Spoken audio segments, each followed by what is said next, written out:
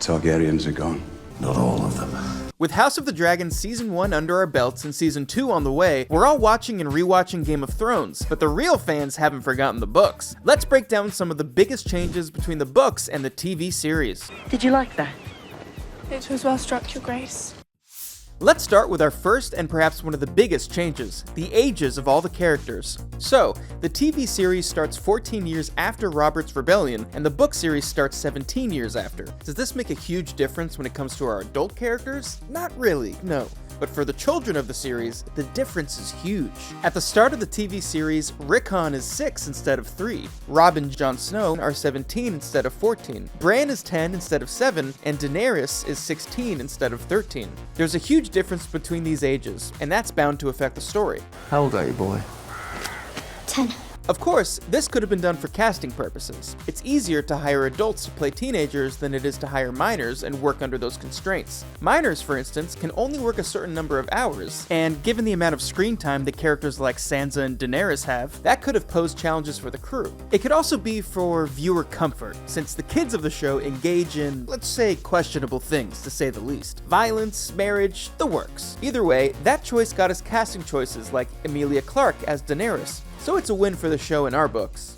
Another big change that the TV series has is a larger exposure to characters that generally have a smaller impact in the books. Since the novels are told from one person's point of view at a time, there are some characters whose perspectives we don't get. Since the TV show for Game of Thrones is told, like most TV shows, in a more third-person point of view, it's able to give us scenes that prioritize the thoughts and feelings of those smaller characters and give us a fuller picture of the story. We get the perspectives of obvious characters like the Stark family, the Lannisters, and Daenerys. The Tyrells, however, are a huge part of the TV series, but people are always surprised to discover that there isn't a single chapter from their points of view in any of the books. I know, it's hard to imagine. We also get more perspective from characters like Marjorie and Olenna, so we can fully understand why they're so against the Lannisters. And honestly, we're all against the Lannisters from time to time. No one's perfect on Game of Thrones, but it's nice to know where their frustration comes from. Perhaps one of the characters we're given the most insight into in the TV show is the development, plotlines, and overall behavior of Sansa Stark. Sansa doesn't have a huge character arc in the books, at least nowhere near as big as her arc on the show. She's a much more minor character on the page, known more for being kinda whiny actually. She's nowhere near Winterfell, she doesn't meet up with Jon Snow, and she doesn't marry Ramsay at all. Yeah, in the books, Ramsay marries some girl named Jane Poole, she's not in the show, and she's the one who suffers all that abuse. While that's happening, our girl Sansa is living her best life, vibing with Lord Peter Baelish at the Eyrie. Imagine if we got to see her that happy. And yeah, Sansa marrying Ramsay was one of the worst things the TV series did. No one is arguing there. The plotline undid what felt like years of development for her as a character and put her through a lot of unnecessary pain. But at least Sansa has story and heart on her screens throughout the seasons. That is something we love to see.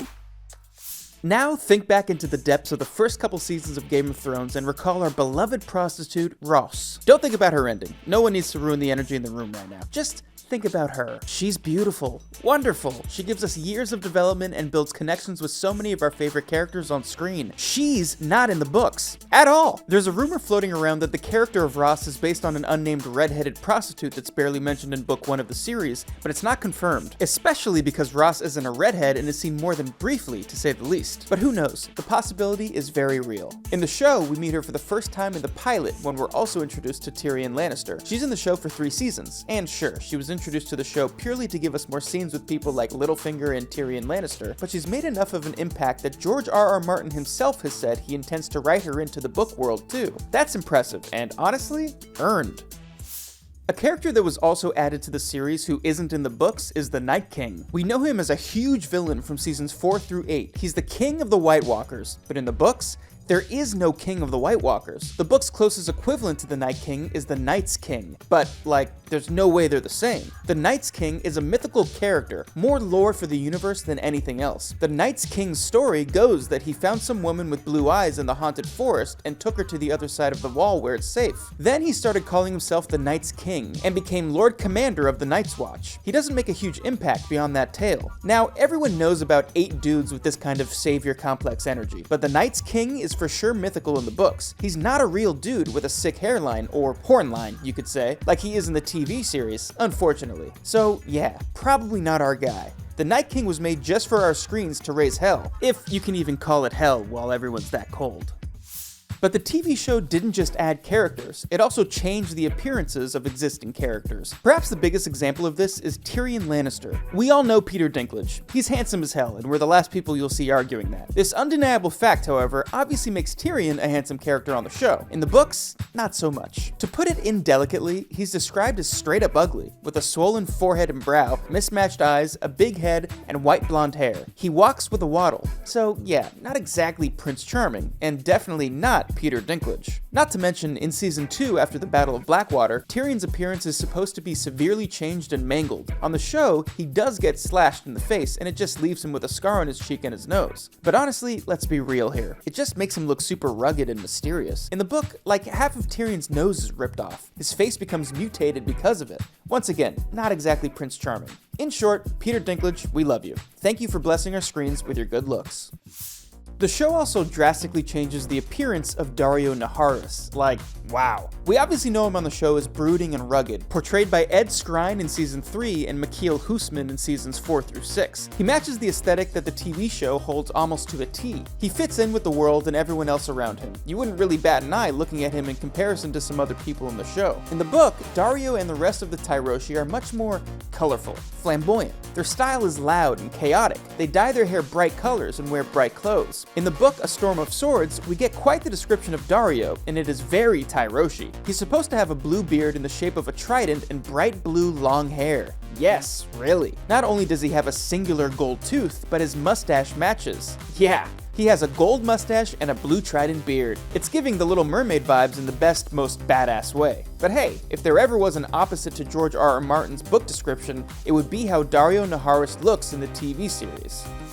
Also an almost exact opposite to how he's portrayed in the books is Sir Jorah Mormont's portrayal in the TV series. The character on the show is played by Ian Glenn, and we've got no complaints there. Glenn's performance is great. He nails the character. It's his appearance that had people turning heads when he first showed up on our TV screens. He has fair skin and light brown hair. He looks like a lot of people in Game of Thrones without any key details that make him jarring. He, much like many of the other actors, is just too damn attractive. In the book, he's got a much darker appearance. He definitely stands out, to say the least. He's so hairy that he's actually deemed Daenerys' black bear in many instances. The term is meant to not only describe the hair on his head, which is balding but unsurprisingly black, it also describes his hairy body because, yeah, he's so hairy that even Game of Thrones characters are saying it's apparently bear-like. Fun visual, huh? I would have been fine with the hairy behemoth described in the books, but I'm perfectly happy with Ian Glenn. Thank you very much.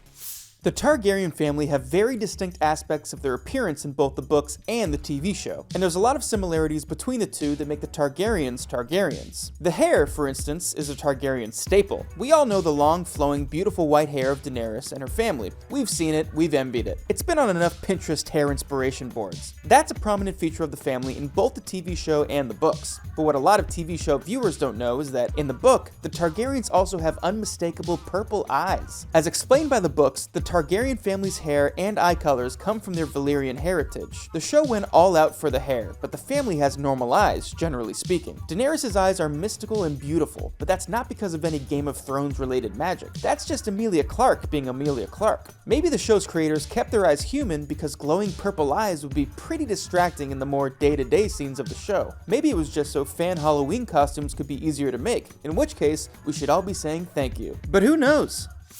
Perhaps one of the most important scenes of the whole show is the scene of Daenerys and Khal Drogo's wedding night. The TV show played it out in an entirely different way from the books. First, the scene happens much earlier in the TV show than it does in the books. In the TV show, the wedding night happens in the pilot. In the books, Daenerys definitely doesn't want to marry Khal Drogo, which makes sense when you consider that he's in his 20s and she's like 13. But there is time for him to woo her. By the time they get together for the first time, she says yes. And since the chapter is told from Daenerys' point of view, we know that she means it. It's still messed up because of the age gap, and we're saying this with the most grace physically possible here, it's a little gentler than what we see in the show. In the show, Daenerys and Khal Drogo's first night together is anything but consensual. He rips her clothes off and she cries throughout the whole thing. Maybe writers thought that executing it this way was okay because they aged Daenerys up to 16, which it really wasn't. Or maybe they thought it would make us see Khal Drogo as stronger, which it really doesn't, and it certainly doesn't make us like him more. But the show does use this as a tool to show us how he becomes more human as his relationship with Daenerys becomes more personal. So yes, there's pros and cons all around to the way the story was told. While we're talking about things that happened in Season 1, we might as well talk about what could have been with respect to the character of Coldhands. Put a pin in Coldhands for a second. Remember Benjen Stark, Eddard's younger brother? He was a ranger of the Night Watch and he goes missing. We never see him again. Well, in the books, there's this whole other character. He's a mystical figure called Coldhands. He's a white with black eyes who appears north of the Wall and helps people like Samwell Tarly and Bran Stark on their quests. Tons of book fans speculate that he's actually Benjen Stark. It's a super cool connection to make that adds a ton to the story. In the TV series, however, there is no Coldhands. I honestly can't think of anything good to say about this fact. Coldhands would have been an awesome addition to the series. Who doesn't want to see a huge dude on a giant elk? His hands are black and, well, super cold. He has a flock of ravens that follow him around. He's like a terrifying Disney princess. He would have been so awesome to see on screen. Perhaps one of the biggest changes from the book to the TV series is the exclusion of Lady Stoneheart. Book fans know her as the resurrected version of Catelyn Stark. Yeah, spoilers, she doesn't survive, but if you've made it this far into the video, we doubt you care about spoilers. I don't care about that. Right.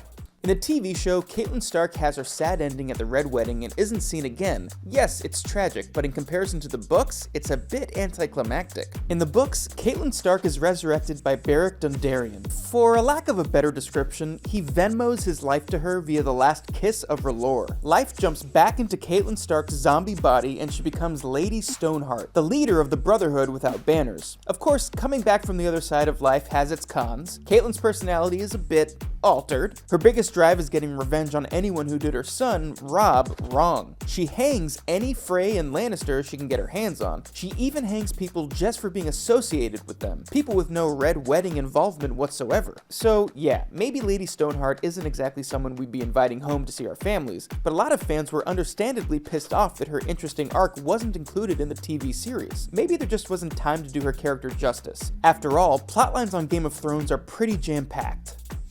Jam-packed plotlines could also be the reason for the omission of this next crucial aspect of the book, the powers of the Stark children. I know, Bran's got sick powers in the show. He's a warg and he uses the abilities that come with that in some of the coolest ways the show could possibly manage. But imagine if all the Stark children had those powers. That could have elevated the TV show to a whole other level. At least it definitely did in the books. In the books, all the Stark children are wargs. Yes, we checked with George R.R. Martin, he said so. Jon Snow, for instance, doesn't survive in A Dance with Dragons. His last word is ghost, which led many fans to believe that his warg powers were going to be what resurrects him. This? Logical. 10 out of 10. Awesome. But in the show, they barely tell us how Jon Snow comes back to life. They leave it up to some mystical magic that hardly anyone explains. We love random uses of magic as much as the next guy, but the math simply doesn't work in the TV series the way it does in the books. All the Stark kids being wargs should have been the way to go.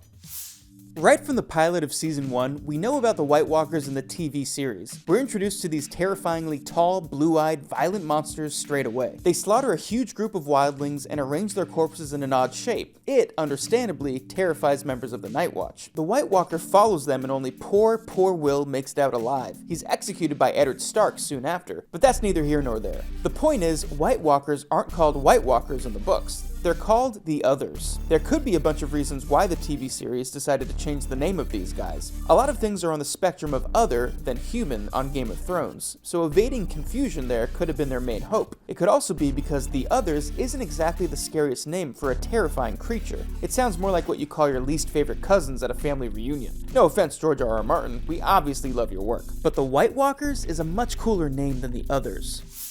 Now we're going to jump to Season 5 for this last thing, the ending of Mance Rayder. In the TV show, Mance Rayder is burnt at the stake. It's a lot to witness, even with Jon Snow's arrow putting him out of his misery before the fire can. But hey, what on Game of Thrones isn't a lot to witness? In the book, A Dance with Dragons, Mance Rayder's body is still burnt at the stake. Yeah, it's still pretty grueling on the page, but Mance Rayder isn't actually burnt at the stake. Well, his body is, but his soul... let me back up. In the book A Dance with Dragons, Melisandre uses magic to switch Mance Rayder and Rattleshirt's bodies. Yeah, full-on Freaky Friday. Melisandre thought Mance Rayder would be useful, so she sees to it that his soul remains intact and it's Rattleshirt whose soul is burned with Mance's body. So Mance's body is burned, but his soul is alive. And Rattleshirt's soul is burned, but his body is alive with Mance Rayder's soul inside of it. The TV show not including this definitely saves the audience from a lot of confusion, but hey, there's definitely some lost storyline potential there. So those are some of the most notable differences between the Game of Thrones books and TV series. Drop a comment below and let us know which of these changes you think worked best. And don't be shy, let us know what we missed.